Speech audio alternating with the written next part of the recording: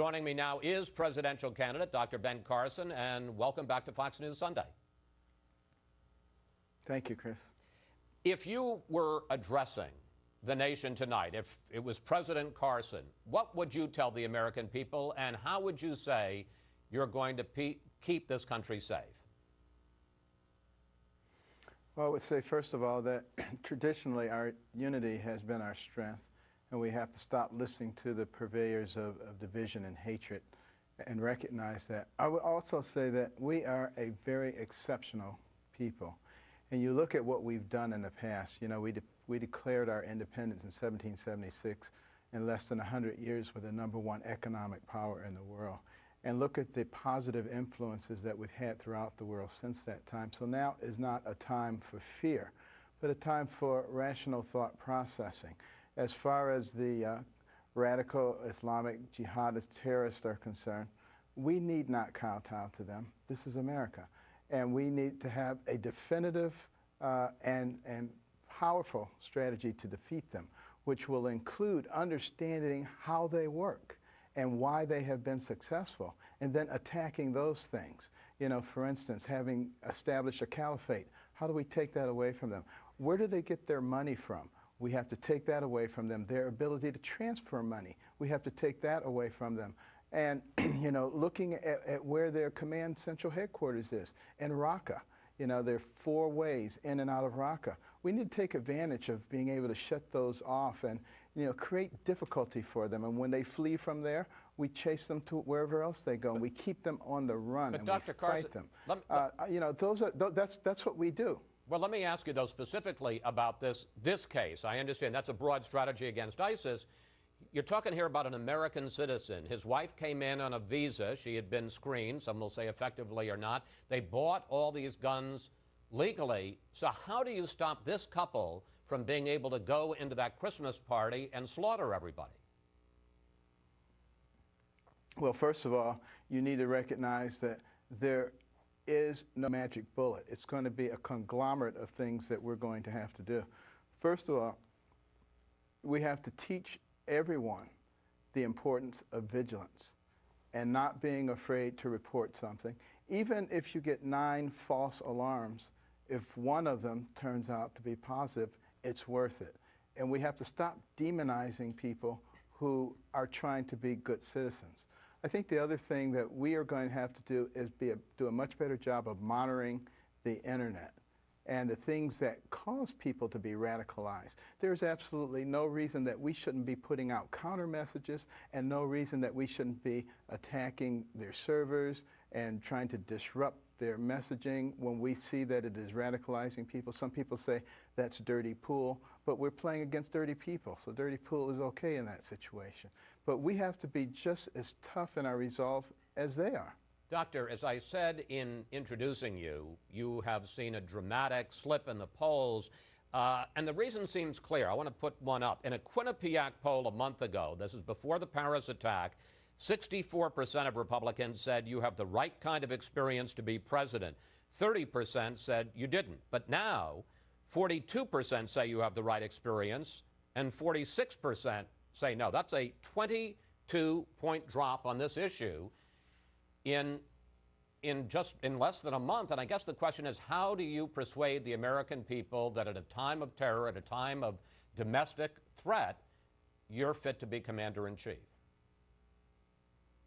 Well, by continuing to talk about what I've been talking about for months, and that is logical policies for how we work things out. If people actually listen to what I have been saying, they will see that it makes perfectly good sense. But the nice thing is, this is a marathon. It's not a sprint.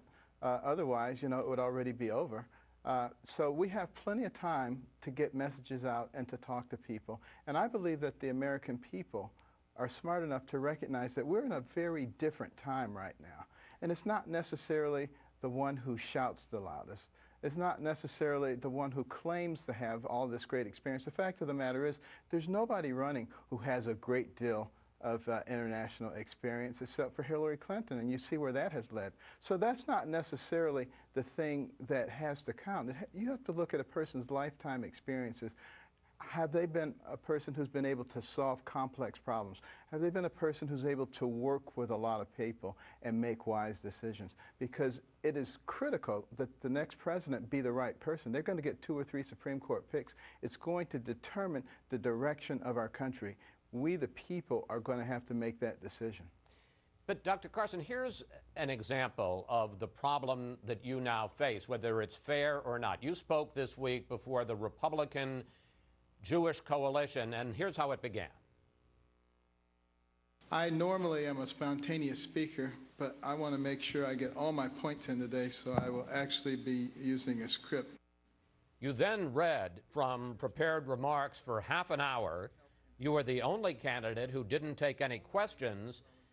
And then there was this.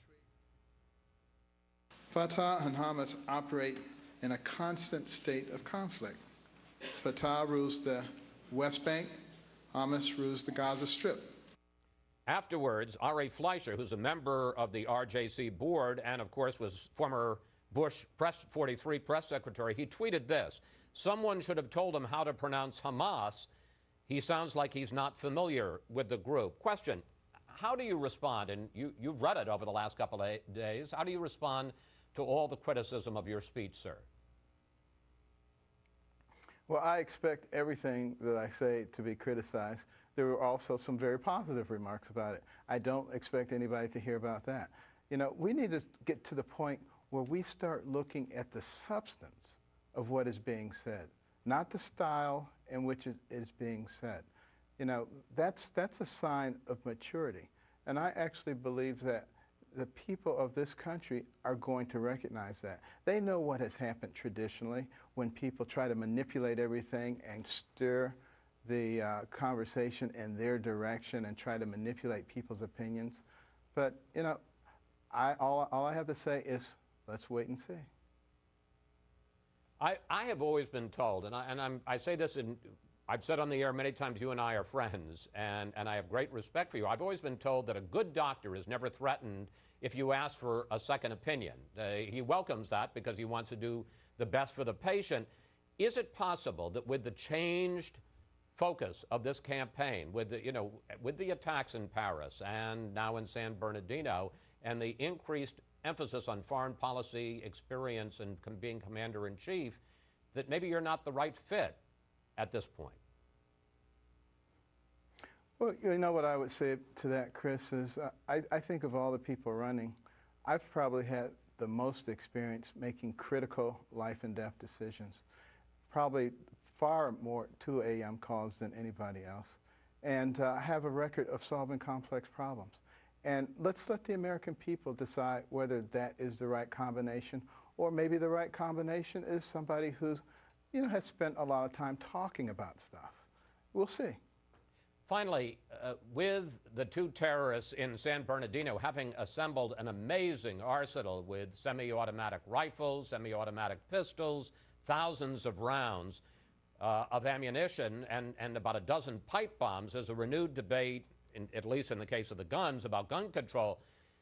Is there anything, Dr. Carson, that you would do to restrict people's access to semi-automatic weapons or to these high-capacity magazines? Well, you know, California has some of the strictest gun control laws, and you know, the semi-automatic weapons that were used were banned. The magazines were banned. It was a gun-free zone, and yet it still happened. You know, we need to start looking and thinking about things that preserve the right of Americans, their Second Amendment rights, but then have a positive effect in terms of getting guns out of the hands of terrorists and people who are mentally unstable. That's what we need to be looking at. And whenever we have these discussions, we need to put the 2 things up side by side. Second Amendment rights, ability to screen and keep dangerous weapons out of the hands of unstable people. Put those up together and then work toward a solution that accomplishes both of those goals. Dr. Carson, thank you. Thanks for joining us. Always good to talk with you, sir. You too. Thank you, Chris.